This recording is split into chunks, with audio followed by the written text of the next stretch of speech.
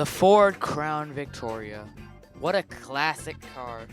The car that overruled the market but was never really seen or sold back in the day. It was the back alley of the car market in America and probably others. The Crown Victoria, a car that is also my favorite. I love the Crown Victoria. It's my dream car. But today we are going to discover what is the Crown Victoria and why did it die? Welcome, viewer, to the history of the Ford Crown Victoria. Now, in order to understand where the Ford Crown Victoria began, its name actually originated from a marketing idea and was actually just a name slapped onto an actual Ford car back in the 50s. The car we are talking about is the Ford Fairlane. This is not the 1960s one. It's actually one from the 50s. The Ford Fairlane was actually named Victoria, but not Ford Crown Victoria. That didn't come until the 80s. Oh ho, not yet. But we will get to that later on. But let's talk about the Ford Fairlane for now from the 50s, especially the 1955 model. Here they found something that interests them both. The new 1956 Ford. And no wonder. The 56 Ford has everything anyone could want and more. Already, he sees himself behind the wheel, in command of Ford's 225 horsepower Thunderbird Special V8 engine, now available in all Ford Fairlane and station wagon models. Now, the 1955 Crown Victoria, or Ford Fairlane Victoria to be exact, was not named because it would go on to later inspire the Ford Ltd Crown Victoria. This car was labeled because of its unique roof and also, as you heard in the video, a unique design of two different models. What a surprise! The models were the basics of the time.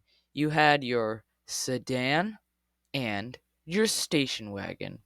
What a selection you had of these amazing cars.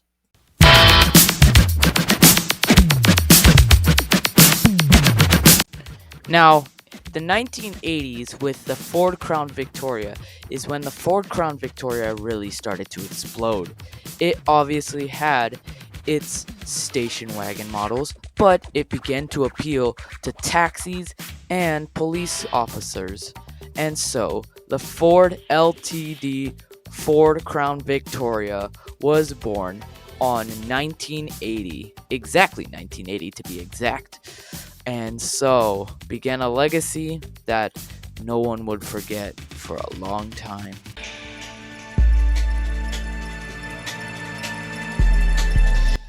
By the time the 1990s came around, the Ford Crown Victoria was no longer Ltd, as it died out in 1991, sadly. It was now just the Ford Crown Victoria, the one we now know it as today for its unique design. Pretty basic, pretty classic, we all know it. This is when the Ford Crown Victoria was in its prime, when it was at its popular best. The Ford Crown Victoria was in its absolute beast mode. I mean, the Ford Crown Victoria already had its taxis and police cars, but they looked much better, and they were even featured in movies. They weren't as much back in the 80s, but now you couldn't go a singular step without seeing Crown Vic or hearing the words Crown Vic. It was everywhere.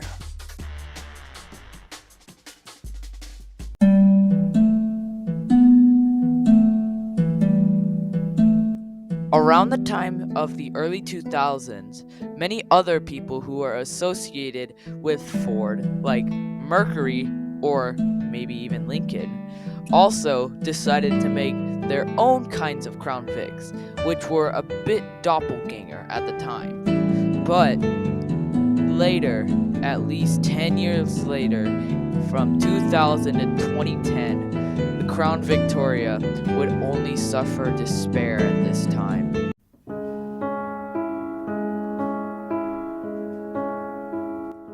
The Mercury Grand Marquis died.